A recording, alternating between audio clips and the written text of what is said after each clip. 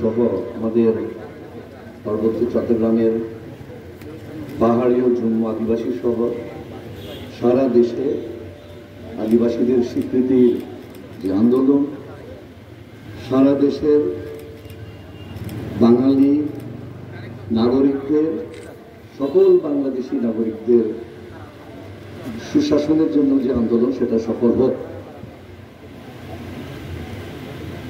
তবে আজকে আমাদের প্রাক্তন সংসদ সদস্য মহোদয় বললেন, আমাদেরকে মনে করিয়ে দিলেন বর্তমান ক্রান্তি লগ্নের কথা।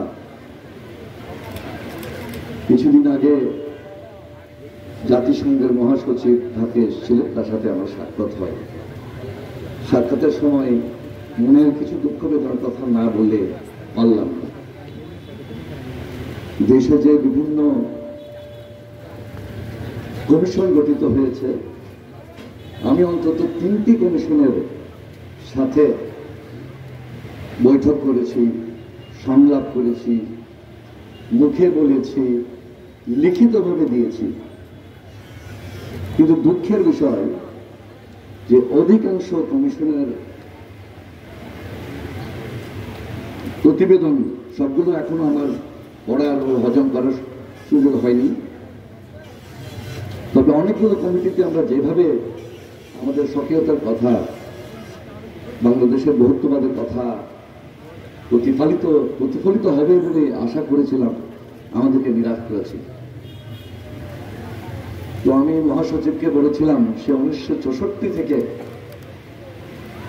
পাকিস্তান আমলে আমাদের যে পার্বত্য চট্টগ্রামের ট্রাইবেল এরিয়া কেড়ে নেওয়া হয়, আর সম্ভবত বৃহত্তর ময়মনসিংহের পার্সিয়ালি এক্সক্লুডেড এরিয়া কেড়ে নেওয়া হয় 1962 পরপরই।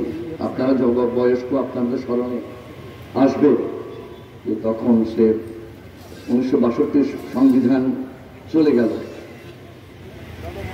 তো এখন আমি তো বলেছি, আমাদের যদি স্বশাসন প্রতিষ্ঠিত হয়, যদি সংবিধানে যদি স্বীকৃত হয়, এই স্বীকৃতি, এই অধিকার, এই মান মর্যাদাকে আমি দেশের বাইরে নিয়ে যাব?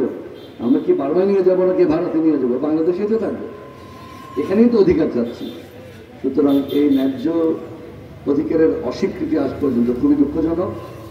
তথাপিও হাল ছেড়ে দিতে পারি না, আশাও থাকতে পারি না যে আমাদের সামনে সুন্দর একটি সংবিধান সংস্কার হয়ে আরো ভালো একটি সংবিধান পাবো, যথাযথ নির্বাচন হবে। কিন্তু এই দুঃখ বেদনার কথা বললেও আবার আমাদের মনে রাখতে হবে যে আমাদের কিশোরেরা রয়ে গেছে, আমাদের যুবকেরা রয়ে গেছে। আমরা কি তাদের সামনে শুধু নিরাশার বাণী বলবো, শুধু দুঃখের কথা বলবো, বেদনার কথা বলবো, বঞ্চনার কথা বলবো? সেগুলো নিয়ে থাকবো, সেগুলো তো আছেই। কিন্তু যে 13 বছরের মেয়ে বা ছেলে, আমি দরায়নিত্যা দেখলাম, দীঘিনালাতে গেছিলাম, আজকে খাগড়াছড়ি যাবো অন্য একটি অঞ্চলে, আশা করি। তাকে কি বলবো? তাকে কি শুধু বেদনার আর কান্নার কথা বলবো? তার মনে হচ্ছে আমার আজকে বৈশাখ আমি উদযাপন করবো, বা বিজু, সানরাই, বিভিন্ন যে নামই রাখি না কেন, তাদের তো অধিকার আছে এই আনন্দ ফুর্তি করার। আর এই বেদনের মধ্যেও একেবারে যে সব মন্দ তা না। আমি এই কয়েকদিন ধরে যাচ্ছি কয়েকটা জায়গায়, এই বিজুর সময়, বা যদি সংক্রান্তি শব্দটা বলি, একটু করে বলবো কেন সংক্রান্তি বলছে, যাব এবং কিছু কিছু জায়গায় দেখলাম যে কষ্ট করেও কৃষকেরা দো ফসলা জমি করছে। 20-30 বছর আগে পার্বত্য চট্টগ্রামের 5% জমিও দো ফসলা ছিল না। কিন্তু এখন দেখলাম যে কিছু কিছু, জানি না কোন সংস্থা করেছে, না নিজেরাই টাকা দিয়ে পাকা ড্রেন করেছে, সেচ করেছে। তো কাজে আমাদের টিকে তো থাকতে হবে। কিন্তু অন্যদিকে আবার তামাকের চাষ দেখি, যেটা প্রকৃতির জন্য ক্ষতিকর, বা সেগুনের মনোপ্লান্টেশন দেখি, সেটাও আমাদের জন্য মঙ্গলকর না হলেও পুরোপুরি একেবারে একটা সেগুন গাছও থাকবে না, এটাও কিন্তু হবে না। আমাদের গরিব কৃষকরা তাদের ছেলে মেয়েকে যদি ঢাকা চট্টগ্রামে পড়াতে হয়, কিছু টাকা লাগে, তো মাসে 4,000 টাকা লাগবে, তো বছরে 50,000 টাকা, 48,000 টাকা লাগবে, 60-70,000 টাকা, এটা আসবে কোথেকে? শুধু ঝুম চাষ করে বা তো সম্ভব না। কাজেই আমাদের কৃষি এবং অন্যান্য আর্থসামাজিক উন্নতির দিকে আমার তাকাতে হবে। আমাদের অনেক যুবক যুবতী কিশোর নারায়ণগঞ্জ, সাভার, চট্টগ্রামে ফ্যাক্টরিতে চাকরি করছে অনেক কষ্টে। আমি তো শুনি 50,000।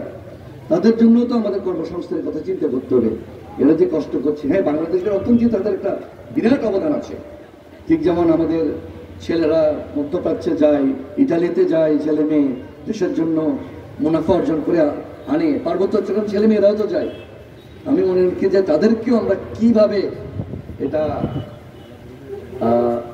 সুযোগ দেব দেশে, বা চট্টগ্রামে ঢাকাতে থাকলেও কিভাবে মর্যাদা নিয়ে থাকতে পারে আমাদের চিন্তা ভাবনা করা দরকার। আবার এই বেদনার মধ্যেও বলি যে আমাদের পাহাড়ের ছেলে মেয়েরা যে বাংলাদেশের জন্য যে গৌরব বই আনছে, আমাদের সুরকৃষ্ণ চাকমা, ঋতুপর্ণা চাকমা, আনে মগনি, তারপরে এই পরশুদিন শুনলাম আমাদের হকি মিমো খিসা, পুষ্প খিসা মিমো বাংলাদেশের হকি টিমের অধিনায়ক হলো। এটা বুক ভরে যায়। এটা নিয়ে আমরা বুঝতে পারি যে আমাদের ছেলে মেয়েরা সারা দেশটার জন্য কি তারা কন্ট্রিবিউশন করছে, তারা যোগ দিচ্ছে, সবকিছু মিলে।